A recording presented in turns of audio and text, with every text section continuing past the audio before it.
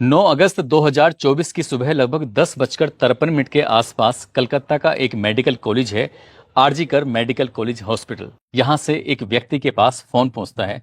Phone करने वाले व्यक्ति ने कहा कि क्या आप लेडी डॉक्टर के पिताजी बात कर रहे हैं। उधर से कहा जाता है कि हाँ, बात कर रहा हूं। बात बताया जाता है कि जितनी भी जल्दी हो सके आप मेडिकल कॉलेज में आ जाइए, आपकी बेटी की बहुत ज्यादा तबीयत खराब है। जैसे ही पिता ने ये बात सुनी, पिता को यकीन नहीं हो रहा था कि रात तो बात हुई थी, कि अचानक से तबीयत कैसे खराब हो सकती है। इससे पहले कि वो कुछ पूछ पाते, फोन कट जाता है, और जब फोन कट जाता है तो पिता ने उस व्यक्ति को एक के बाद एक कई बार फोन करना शुरू कर दिया, लेकिन वो व्यक्ति फोन नहीं रिसीव कर रहा था। हार थक कर जब कई बार हो जाते हैं, तब जाकर उस व्यक्ति ने फोन रिसीव किया। पिता पूछते हैं कि आखिरकार मेरी बेटी को हुआ क्या है।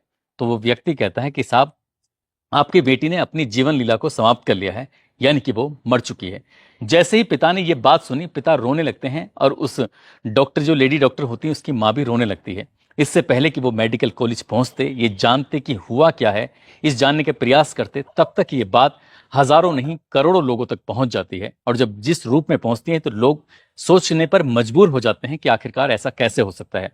इसके बाद नर्स हो या डॉक्टर हो, नेता हो या कोई भी हो, हजारों की संख्या में लोग सड़कों पर उतर आते हैं और इस घटनाक्रम की सीबीआई जांच की मांग करने लगते हैं। फिर ये बात मोबाइलों के माध्यम से बड़ी संख्या में लोगों तक पहुंच जाती है, और जिसने भी इस घटना को अंजाम दिया था, उसका क्रूर चेहरा भी लोगों के सामने आ जाता है। दरअसल ये घटना इंसानियत को शर्मसार कर देने वाली घटना है। जिसने भी इस घटना के बारे में सुना, वो सोचने पर मजबूर हो जाता है कि इंसानों की शक्ल में आखिरकार ये कैसा जानवर है। आज की कहानी सुनने के बाद शायद आप लोग भी भौचक्के रह जाएंगे। आदाब, नमस्कार, सत श्री अकाल। मैं उस्मान सैफी। आज की जो सच्ची घटना मैं आपको सुनाने जा रहा हूं, ये सच्ची घटना है पश्चिम बंगाल की राजधानी कलकत्ता सिटी का एक इलाका है लाल बाजार, और लाल बाजार इलाके में आरजीकर मेडिकल कॉलेज हॉस्पिटल है। दरअसल इसी मेडिकल कॉलेज की चेस्ट मेडिसिन डिपार्टमेंट की पीजी पोस्ट ग्रेजुएट एक ट्रेनी डॉक्टर होती हैं, और ट्रेनी डॉक्टर 8 अगस्त की रात लगभग 11 बजे के आसपास उनकी माँ का उनके पास फोन आता है। माँ अक्सर अपनी बेटी को फोन करके उसकी हालचाल लेती थी। आज भी हालचाल लिया, बेटी तुम क्या कर रही हो, कैसी हो माँ, तुम रोज फोन करती हो, क्या बात है। तो वो पूछती है, बस ये पूछ रही थी, बेटा तुमने खाना खाया नहीं खाया। बेटी हंसकर जवाब देते हैं कि अभी खाना नहीं खाया, अभी खाने खाने का टाइम नहीं हुआ है, टाइम हुआ है राउंड पे जाने का, यानी कि मुझे मरीजों को देखने के लिए जाना है, और मैं फोन रखती हूँ। जैसे ही मुस्कुराते हुए बेटी ने फोन रखा, माँ को तसल्ली हो जाती है कि बेटी उसकी ठीक है। बेटी अब राउंड पे निकल जाती है, यानी कि वो लेडी डॉक्टर है, ट्रेनिंग ले रही है यहाँ पर, और पोस्ट ग्रेजुएट की वो छात्रा हैं। और उसके बाद फिर वो जगह जगह जाकर जो मरीज हैं, मरीज से मिलती हैं, उन्हें जिसको दवा देनी है, जिसको इंजेक्शन लगाना है, जो भी कुछ करना होता है एक डॉक्टर की जिम्मेदारी होती है, वो सारी जिम्मेदारी निभाती हैं। उसके बाद कब रात के 2 बज जाते हैं पता ही नहीं चलता। भूख का टाइम हो रहा था, अपने जूनियर से बातचीत करते हैं कि तुम लोगों ने खाना खाया कि नहीं खाया। तो जूनियर कहते हैं कि जी हाँ, खाना अभी तो नहीं खाया है, साथ खाते हैं। अब वो लेडी डॉक्टर अपने जूनियर, जो 2 जूनियर होते हैं, उनके साथ बैठकर इत्मीनान से हंसते हुए मुस्कुराते हुए खाना खाती हैं, और खाना खाने के बाद कहती हैं कि मुझे थोड़ी सी थकन सी हो रही है, मैं आराम करने के लिए जा रही हूँ। यानी कि चौथी मंजिल पर सेमिनार हॉल है, वो लेडी डॉक्टर वहां पर आराम करने के लिए चली जाती हैं। और उसके बाद फिर अगला दिन निकलता है, यानी कि अब 9 अगस्त 2024 की सुबह लगभग 6 बजे के आसपास कुछ लोगों की नजर पड़ती है महिला डॉक्टर के ऊपर। महिला डॉक्टर को जिस हालत में देखा जाता है, कोई देख नहीं पा रहा था। दरअसल उनका जो शरीर था वो अर्धनग्न अवस्था में था।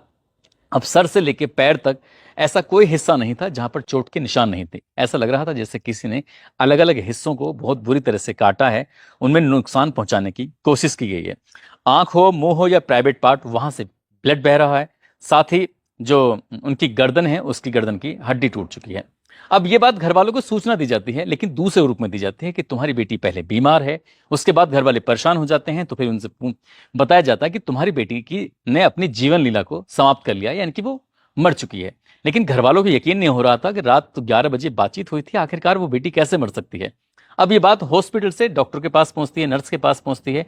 जैसे जैसे ये घटना की बात लोगों तक पहुंच रही थी, लोगों में उबाल फैलने लगता है, गुस्सा आने लगता है। अब उसके बाद डॉक्टर हो या नर्स हो, सब ये धरना प्रदर्शन शुरू कर देते हैं। बात बीजेपी के नेताओं तक पहुंचती है, तो बीजेपी के नेता भी सड़क पर उतर आते हैं, कहते हैं कि इस मामले को दबाने का प्रयास किया गया था। कहीं ना कहीं पुलिस की जो भूमिका वो सही नहीं है, मेडिकल प्रशासन की भूमिका वो सही नहीं है, और इस तरह से इस मामले को दबाने का, यानी कि सरकार पर भी उंगलियां उठाई जाती है। ममता बनर्जी की सरकार चल रही है, उन पर भी उंगली उठाई जाती है कि इस मामले को दबाने का प्रयास किया गया था, इसकी सीबीआई जांच होनी चाहिए।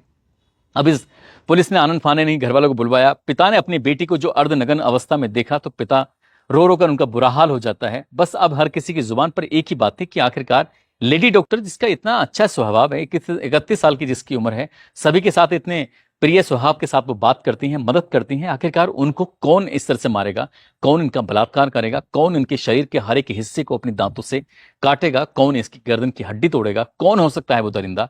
हर किसी की जुबान पर एक ही सवाल था। पुलिस ने लाश को कब्जे में लिया, पोस्टमार्टम के लिए भेजा। पोस्टमार्टम के बाद रिपोर्ट आती है। अब ये रिपोर्ट, इस कहानी जब सोशल मीडिया के माध्यम से लोगों में वायरल होती है तो लोगों में उबाल हो फैल जाता है। अब लोग कलकत्ता की सड़कों पर उतरने लगते हैं और हर किसी की बस एक ही मकसद था कि आखिरकार इस घटनाक्रम का जितनी जल्दी हो सके खुलासा होना चाहिए। ज़्यादातर लोगों ने फांसी की सजा की मांग भी करने लगे। अब जब दबाव बढ़ने लगता है, अब चाहे केंद्र सरकार से हो या अलग अलग राज्यों से हो, जहां देखो वहां से दबाव बढ़ना शुरू हो जाता है, तो ममता बनर्जी भी कहने लगती हैं कि हाँ इसे फांसी होनी चाहिए, लेकिन मैं फांसी के पक्षधर नहीं हूं। लेकिन जिस तरह की घिनौनी ये गंदा कृत्य किया गया है, इसमें इसे बड़ी से बड़ा सजा मिलनी चाहिए और हम सजा दिलाने की पक्षधर हैं। अब चाहे सीबीआई जांच करो या कुछ भी करो, हालांकि एसआईटी का गठन कर दिया गया था। अब एसआईटी पर कहीं ना कहीं इतना प्रेशर था कि इस मामले की जांच पड़ताल तो करनी ही थी। बारीक से बारीक चीज को देखा गया और जब बारीक से बारीक चीज को देखा गया तो एक समान एसआईटी के हाथ लग जाता है। अब उसके बाद सीसीटीवी कैमरे खंगाले जाते हैं। करीब 5 या 6 ऐसे लोग थे जो उस सेमिनार हॉल के इर्द गिर्द घूमते टहलते देखे जाते हैं। तभी एसआईटी को एक ब्लूटूथ यानी कि एक ईयरफोन जो होता है, जो कान में लगाकर कुछ लोग बातचीत करते हैं, सुनते हैं, वो उसका एक हिस्सा मिल जाता है। अभी किसका हो सकता है, इसी की बस पड़ताल करना शुरू कर देते हैं। जो सीसीटीवी कैमरे के दायरे में आ जाते हैं, उन दायरों में आए हुए लोगों के पास जाया जाता है। सबसे कहा जाता है कि अपना ब्लूटूथ ऑन कर दीजिए। जैसे ही ब्लूटूथ ऑन किया जाता है तो एक व्यक्ति का जो मोबाइल होता है उससे वो कनेक्ट हो जाता है। जैसे उससे कनेक्ट होता है तो उसके बाद फिर पुलिस के लिए प्राइम सस्पेक्ट वही व्यक्ति होता है और जिस व्यक्ति का नाम होता है संजय राय। दरअसल संजय राय जो होता है वो पुलिस कल्याण बोर्ड में सहायक की भूमिका में होता है, यानी कि सिविक वॉलंटियर होता है, जिसका काम ही इस हॉस्पिटल में जब चाहें तब आना होता था। किसी न किसी की मदद के रूप में वो यहाँ आया करता था। इस व्यक्ति से जैसे ये ब्लूटूथ कनेक्ट होता है और वो ब्लूटूथ इस लाश के बिल्कुल पास पाया गया था। अब पुलिस के लिए ये प्राइम सस्पेक्ट था। पुलिस ने जब उसको पकड़ा और पकड़ने के बाद उससे सख्ती से पूछताछ करने की कोशिश की तो उसने कुछ बातों को स्वीकार कर लिया। लेकिन जब इसके बारे में देखा, इसका मोबाइल को चेक किया गया तो उसमें पॉर्न वीडियो मिल जाती हैं। और जब लोगों ने, यानी कि मीडिया वालों ने इसके घर जाकर बातचीत करने शुरू की, पुलिस वालों ने इसके परिवार के लोगों से बातचीत करने शुरू की, तो 55/B शंभुनाथ पंडित रोड का ये निवासी होता है, अपनी माँ के साथ रह रहा होता है और बहन से इसका झगड़ा था। बहन को इसकी आदतें पसंद नहीं थी। पता चलता है कि ये व्यक्ति खुद को पुलिस वाला बताता है। ये व्यक्ति दरअसल मोबाइल पर गंदी गंदी वीडियो भी देखा करता है। ये व्यक्ति दरअसल चाहे कोई महिला हो, लड़की हो, कम उम्र की हो या ज्यादा उम्र की हो, इससे कोई मायने नहीं रखती। इसकी आंखों को अच्छे लगे बस उसे देखने के लिए कोशिश करता रहता है। इसने एक नहीं कई शादियां कर रखी थी और कई शादी करने के बाद जब बीवी से मन भर जाया करता था तो उसको वो तलाक दे दिया करता, छोड़ दिया करता था। लेकिन एक बीवी उसकी ऐसी भी थी जिस बीवी की उसकी मौत भी हो चुकी थी, वो भी संदिग्ध परिस्थितियों में। अब उसकी बीवी मर जाती है लेकिन किसी ने इसकी शिकायत नहीं की, इसलिए मामला दब जाता है। खुद को ये बॉक्सर होता है, इसलिए खुद को ये इसकी हष्ट पुष्ट बॉडी वगैरह होती है। साथ ही ये अपना आपको पुलिस वाला बताया करता था। तो आसपास के लोगों की किसी की हिम्मत नहीं पड़ती थी कि इसका विरोध कर सके या इससे कुछ सवाल जवाब कर सके। ये कभी भी इस हॉस्पिटल में आता जाता है, गंदी नजर रखता था, मोबाइल में गंदी फिल्में देखता था। रात के 11 बजे 8 अगस्त 2024 की रात के 11 बजे ये जाता है। जब इस घटनाक्रम के खुलासे के बारे में बात पता चलती है तो इसी ने इस लेडी डॉक्टर के साथ जो हैवानियत, एक बार नहीं कई बार हैवानियत की है। लेकिन एक अखबार, ये जो वेब पोर्टल होता है, मीडिया रिपोर्ट होती है, वो ये छापते हैं कि पहले तो ये हत्या करता है, पहले तो उसको मारता है, बहुत बुरी तरह से यातनाएं देता है। और यातनाएं देने के बाद जिससे सेमिनार हॉल में, शायद सेमिनार हॉल में उस लड़की ने, उस डॉक्टर ने चीखने चिल्लाने की कोशिश भी की होगी। लेकिन आजकल जिस तरह के सेमिनार हॉल बनाए जाते हैं वो साउंड प्रूफ होते हैं। उस महिला ने चिल्लाने की कोशिश की होगी, अपील की होगी बचाने की, लेकिन वो आवाजें उस सेमिनार हॉल से बाहर जा ही नहीं पा रही होंगी, जिसकी वजह से किसी को पता ही नहीं चल पाया। और वो उसके साथ वो गंदे पे गंदा काम करता चला जाता है। उसके होठों को काटता है, उसके शरीर के हिस्सों को काटता है, चाहे वो सर से लेके पैर तक अलग अलग हिस्सों को काट कर उन्हें नुकसान पहुंचाने की कोशिश कर रहा था।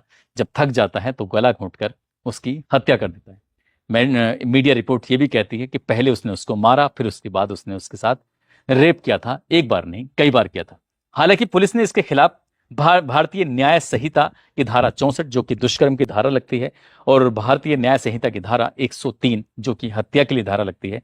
पुलिस ने इन धाराओं में मुकदमा उसके खिलाफ दर्ज कर लिया है। साथ ही कहीं और साथी तो उसके साथ नहीं थे, उनकी भी पड़ताल की जा रही है, और मेडिकल रिपोर्ट जब आएगी, पोस्टमार्टम रिपोर्ट जो आएगी, उसके आधार पर और कितने लोग इसमें शामिल थे, कितने नहीं थे, हर एक छोटे से छोटे पहलू की जांच की जा रही है। इस व्यक्ति को जब कोर्ट में पेश किया जाता है तो कोर्ट में 23 अगस्त तक इसको पुलिस के रिमांड पर भेज दिया जाता है कि आखिरकार इसने किस तरह से घटनाक्रम को अंजाम दिया था। बताया जाता है कि ये शराब पीने का भी आदी है, और उस रात, जिस रात ये मेडिकल में आता है, उस रात भी इसने शराब पी हुई थी, और मेडिकल में कहीं भी घूमने की इसको इसलिए परमिशन थी क्योंकि ये पुलिस कल्याण बोर्ड में सहायक की भूमिका, यानी कि सिर्फ वॉलेंटियर की ग्रुप में भूमिका में था, इसलिए कोई रोक नहीं टोक नहीं। और इसने जिस तरह की घटना को अंजाम दिया है, उस घटना की गूंज करोड़ों मोबाइलों के माध्यम से करोड़ों लोगों तक पहुंच जाती है कि एक लेडी डॉक्टर के साथ उस व्यक्ति ने किस तरह का घिनौना कृत्य किया है।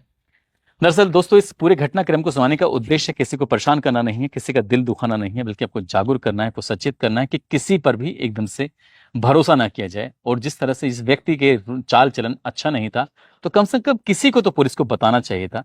और कम से कम जो मेडिकल प्रशासन है, ये हॉस्पिटल है, उसकी भी जिम्मेदारी बनती थी कि अपनी डॉक्टरों के प्रति इस तरह से लापरवाही बिल्कुल भी नहीं होनी चाहिए थी। और ये जितने भी देश में मेडिकल कॉलेज हैं या और ऐसी जगह पर हैं जहां पर महिलाएं रात में काम करती हैं, उनकी सुरक्षा को लेकर कड़े इंतजाम होने चाहिए। अगर काश कड़े सुरक्षा के इंतजाम होते तो शायद ये इस लेडी डॉक्टर की कतई हत्या नहीं होती, और इतनी निर्मम तरीके से इतनी यातनाएं देने के बाद तो बिल्कुल भी नहीं होती। इसलिए इनकी जिम्मेदारी बनती है, खासकर महिलाओं की सुरक्षा की जिम्मेदारी बनती है। जाते जाते ये इलाहाबाद के रहने वाले हैं प्रभात पटेल, साथ ही यूसुफ खान हैं, पूजा कवि शर्मा हैं, मिट्ठू कुमार, मोहम्मद मुजाहिद आलम हैं, नदीम शेख, रेखा चौहान, जुबैर खान, अखिलेश कुमार, इमामुद्दीन सलमानी, राजवीर सिंह, श्रवण कुमार, खुर्शीद खान, सुरेंद्र कुशवाहा, किशन वर्मा, गौतम यादव, रविंद्र निषाद, राजन चौहान, मोहम्मद नौशाद, ठाकुर विवेक सिंह, मोनू बघेल, रामू यादव। आप सब लोग अपना ख्याल रखें, सुरक्षित रहें। जय हिंद, जय भारत।